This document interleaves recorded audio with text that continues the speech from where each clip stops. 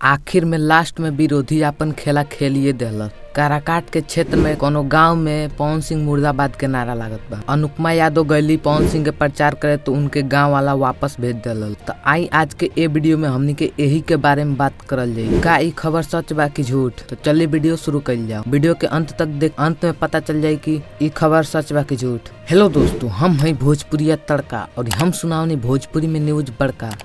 तो रउआ लोग भोजपुरी में खबर सुनल पसंद करनी तो का सोचत बनी, फटाफट चैनल के सब्सक्राइब करी और घंटी जरूर दबाएं। चलिए वीडियो शुरू कर जाओ। काराकाट में काल यानी कि अंतिम चरण में मतदान हुई, लेकिन उससे पहले पवन सिंह आपन बहुत प्रचार कैना है।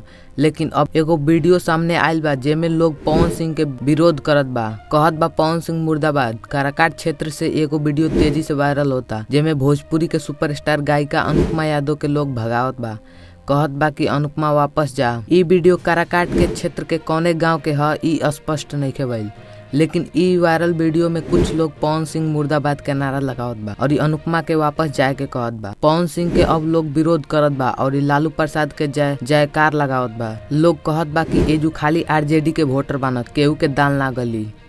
और अनुपमा से कहत बाड़ लो कि तू एजू से चल जा।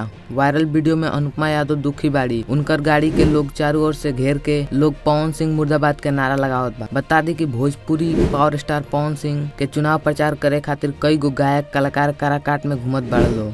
काराकाट क्षेत्र में जहाँ पवन सिंह के चुनाव जीते के चर्चा बा, वही जो विरोधी मुर्दाबाद के नारा लगावत बाड़ लो। लेकिन अभी ले ए वीडियो के जांच नहीं के भइल कि ई वीडियो वही जो के ह कि कहाँ के ह और ई वीडियो पूरा सच अभी नहीं खे। तो रउआ लोग के ई खबर कैसन लागल? अच्छा लागल है तो एगो लाइक जरूर करम और ऐसने खबर भोजपुरी में सुनल पसंद करनी तो का सोचत बनी, फटाफट चैनल के सब्सक्राइब कलीम और कमेंट में बताई कि का पवन सिंह के जीत निश्चित बा कि ना।